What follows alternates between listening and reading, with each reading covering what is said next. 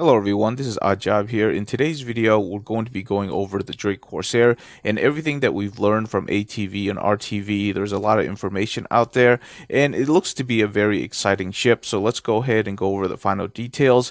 Now on the spec sheet, this is marked as an Explorer, but when you actually go over the details of the ship, you'll realize that it can probably flex into most roles that we have in the verse right now. The only role that really doesn't fit is probably the medical role and the repair role. It can't really do anything like that, but it can do cargo, it can do reconnaissance. It's got scanning suites, so that it can probably do some sort of the militia roles. It's definitely got enough firepower. And of course, if you read in between the lines, it can definitely be a pirate ship. I went ahead and created a spec sheet for just Explorer ships because that's what's on the brochure. So on the left-hand side, the Freelance DUR, that's going to be the most affordable Explorer ship. Right in the middle is the Corsair. And then on the right side is going to be the next one up, which is going to be the Constellation Aquila. I also added the Terrapin in there just because it's within that $200 price range. So I figured I'd show that to you and let you see what it looks like lined up with all the Explorer ships within the Corsair's price range. So as you can see, there's quite a number of ships that you can actually choose from in this price bracket. The first thing that's probably going to jump out to you is the cargo size. The Aquila is the winner in this particular category, coming in at 96, but the Corsair coming in at 72 is no slouch. Now, obviously, it's going to be sharing that space with any type of vehicle that you're going to be putting in the cargo bay. They specifically designed that cargo bay to fit an Ursa Explorer, and they also mentioned in RTV that once you put that Explorer in, there should be plenty of room on either side for you to walk through. So if you need to get into the ship from the back of the ship, you will not have any issues if you have an Ursa rover parked back there. Moving on to weapons, this is where it gets really interesting. This is where really the Corsair shines, which is it has in total 12 cannons on this ship, so it's very well armed. 6 of them is going to be facing forward. The 2 side turrets actually cannot face forward because they don't extend out far enough. We learned that in ATV, so don't expect the 2 side turrets to actually add to the forward firepower. And of course, we have 1 remote turret, so there's quite a lot of firepower.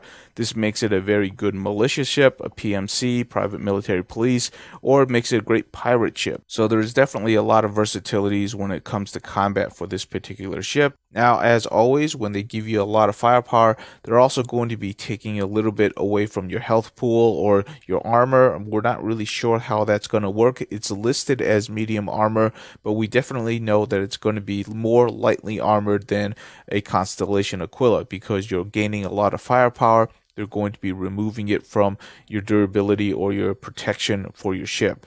Like other Drake ships, it is not as durable as some of its competitors. That's sort of the trade-off you get with all this extra armaments is you suffer in the durability stakes. This is one of the reasons why I think it's almost like a mini Polaris, because it's really designed for attack runs. It doesn't really want to get hit, but it can lay down a lot of firepower. Now, as we move down the spec sheet, when it comes to propulsion, pretty much everything lines up with what you expect.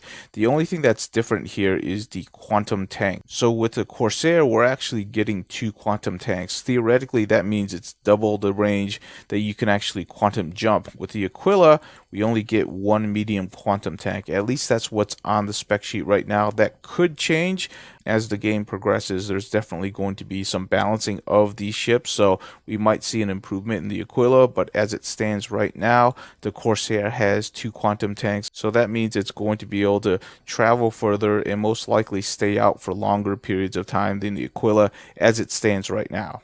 So let's go ahead and quickly go over the entire design of the ship based on what we learned from ATV and RTV. As you can see, it can easily fit an Ursa rover, and it looks like there's actually going to be plenty of room for something else. So you can probably fit an Ursa rover and fit a little bit of cargo, but with the Ursa rover, it's going to definitely take a big chunk of the cargo. One thing we did learn from RTV is that there is going to be a little bit widening of the area because they definitely want you to be able to get around the Ursa rover to get into your ship. Moving on to the middle or the heart of the ship, this is going to be where all of your components are. We're going to have pretty much all medium components, and they're all going to be resting right here, which is great for players because that means when a component goes down, or if you actually need to look at a component, there's only one place that you need to go to. That's actually very smart ship design, and hopefully it stays that way. Down here, I believe this is going to be like a storage room. We don't really know what it is, but that's what I assume it's going to be. If you're maybe want some illicit goods, and there should be in theory we would, when I was talking to Jim about it, we were going to put in a vent system as well, so there was additional gameplay and more interest to the ship. We didn't actually fit that in the time that we had, but there is space for it, so expect that when it goes to the dev team, we'll put in this system of vents. Some truly secret hidey holes that aren't. So here's hoping that they'll be able to deliver on that, because that would be an awesome piece of gameplay that we would have for the Corsair. When we move into more of the central area of the living quarters, we have basically living quarters, a communal area, a bathroom, anything that you need basically to have a long distance voyage. So it's going to be fully featured. There is a captain's or pilot's quarters up front, so the pilot or the captain can easily get into the front and start controlling the ship. In between the cockpit area, the captain's area, and the living quarters, there's the turret area, and there's also a lift right in the middle. So basically, if you don't want to enter from the back, there is a vertical lift right here. And this area has sealed doors, so when you actually open up the lift, it doesn't decompress the rest of the ship. Now, when we get to the front, this right here might be the scanning suite. We know that a lot of the scanning suites that they put in Star Citizen has this circular look, so that might be it right here. Here are the two side turrets. We know that the side turrets cannot face forward. They have pretty much a 90-degree arc that they can pivot between. There is already 6 cannons facing forward. Maybe they just did that for balancing purposes. Here at the front, we can see the 4 size 5 turrets. Right now, these are on gimbals, so these are actually size 4 guns. I think that's what it's going to come with. They're going to come with size 4 weapons on gimbals. Moving into the cockpit, this is going to be yet again another unique design for the Drake series of ships. What's going to happen is that the co-pilot is going to get into the seat, and it's actually going to lower it down to this subsection right here in which the co-pilot can actually easily look down. I'm really hoping that there's going to be some sort of plank right here that extends out so that the pilot can actually exit out of the pilot seat whenever he wants to, even though the co-pilot's down at the bottom. Nobody really wants to be stuck in the pilot seat when you have a long quantum jump. One last thing that I want to touch upon is that if you go to the website and you actually click on the ship for onboard facilities, it says that it comes with a state-of-the-art scanning suite. They actually talked about it in RTV. You mentioned the scanning the radar. On the promotion page, there's a mention of a state-of-the-art sensor suite or scanning suite, something like that. I was surprised to see the phrase state-of-the-art applied to anything Drake-related. Talk to me about... So was I. Let's talk about what that scanning suite actually entails, or what we think it might well entail. It's more like, functionality-wise, it's like any other ship. It's got a scanner, it can scan with it. The component that comes with the ship is just better than what you'd get run-of-the-mill ships, which for Drake is probably state-of-the-art, is something fractionally better than average. Going to upset a lot of Drake fans now. I don't know. I could see Drake. I could see Drake splurging for something like a better scanner for if it helps you know what other people or what's in other people's cargo holds. Scanning has many uses in our game, not all for good. Yes, and scanners are very important to exploration gameplay, and you should only be using the Corsair for your certified exploration gameplay.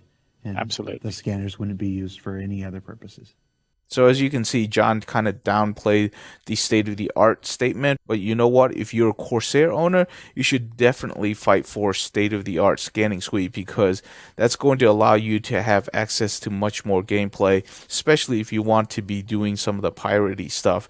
Imagine being able to outscan a whole sea in which you can actually see where he is before he is able to see where you are. That way you can actually plot down an ambush and try to, you know, do that pirate gameplay. So that is definitely something to fight for. I'm sure that's going to be a question in the Q&As, and hopefully they actually add in that state-of-the-art scanning suite. Thank you so much for watching. If you like this type of content, please subscribe to the channel, as we will be covering all things Star Citizen. If you have any questions or recommendations, please leave it in the comments below. We greatly appreciate new subscribers, as this will allow us to create more content in the future. That's all I have. Thank you so much, and I will see you in the next video.